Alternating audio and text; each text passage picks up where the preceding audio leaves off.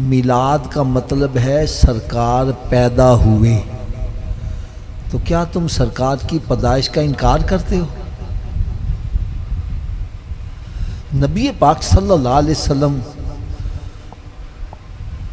کے والد صاحب کا نام عبداللہ ہے، والدہ کا نام آمنہ ہے۔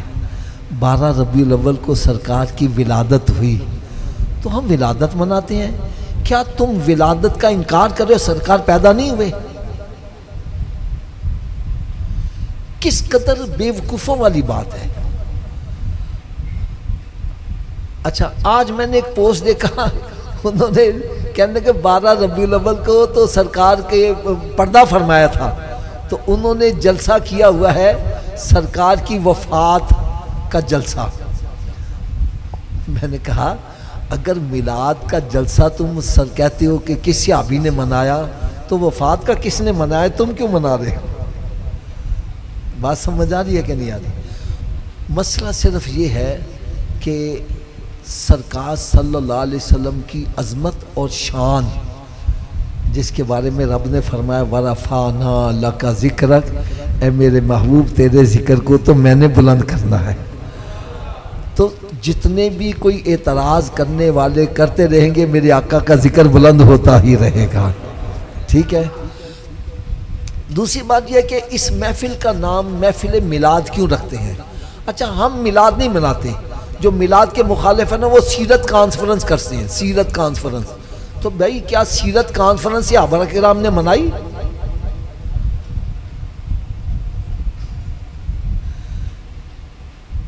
یوم صحابہ، یوم صدیق اکبر، یوم عثمان میں صحابہ کرام نے منایا، تم کیوں منا رہے ہو؟ یہ بدعت نہیں ہے، یہ صرف اعتراض برائے اعتراض ہوتے ہیں۔ باقی میں میلاد شریف کی ایک وجہ آپ کو بتلا دوں، اس محفل کا نام میلاد کیوں رکھا جاتا ہے۔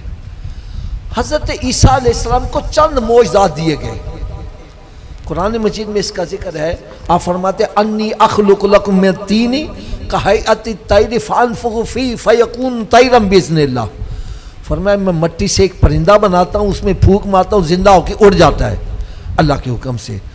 مادہ ذات اندھے کو ٹھیک کر دیتا ہوں، کوڑ کے مرض کو ٹھیک کر دیتا ہوں، اور مردے سے کہتا ہوں زندہ ہو جا، تو مردہ بھی زندہ ہو جاتا ہے، اور جو کھا کے وہ بھی بتلا دیتا ہوں، جو گھر میں چھوڑ کے وہ بھی بتلا دیتا ہوں۔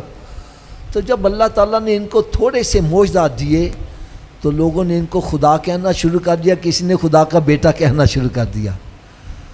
تو اللہ تعالیٰ نے اپنے محبوب کو تو سارے نبیوں کا امام بنا کر بھیجا، آپ کو تو سراپا معجزہ بنا کے بیچا، آپ کا تو ہاتھ بھی معجزہ، آپ کا سر اقدس بھی معجزہ، آپ کے قدم مبارک بھی معجزہ، بلکہ سرکار کے جسم سے جو کی چیز مس کر جائے وہ بھی معجزہ بن جاتی ہے۔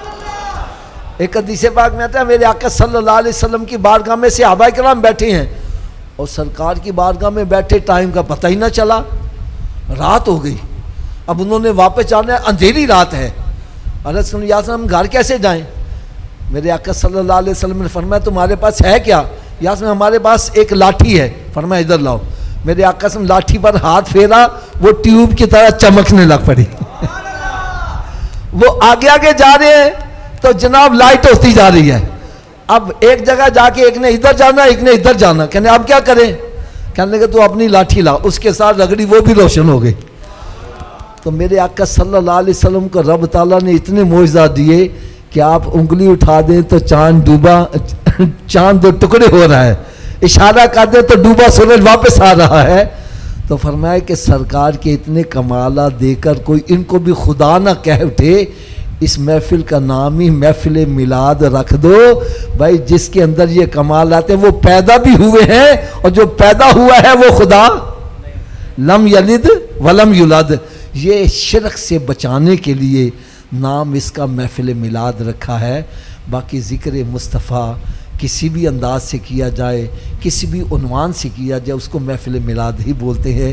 قرآن مجید میں بھی سرکار کی آمد کا ذکر ہے، اور حدیث مبارکہ میں باقاعدہ باب بنا ہوا ہے۔ تو جو اعتراضات کرنے والے اعتراض کرتے ہیں، اور وہ کرتے رہیں گے، اور اللہ تعالیٰ اپنے محبوب کا ذکر بلند کرتا رہے گا، یہ ذکر بلند ہوتا رہے گا، اس کو کوئی کم نہیں کر سکتا۔ اللہ تعالیٰ ہم سب کو سمجھنے کی توفیق عطا فرمائے۔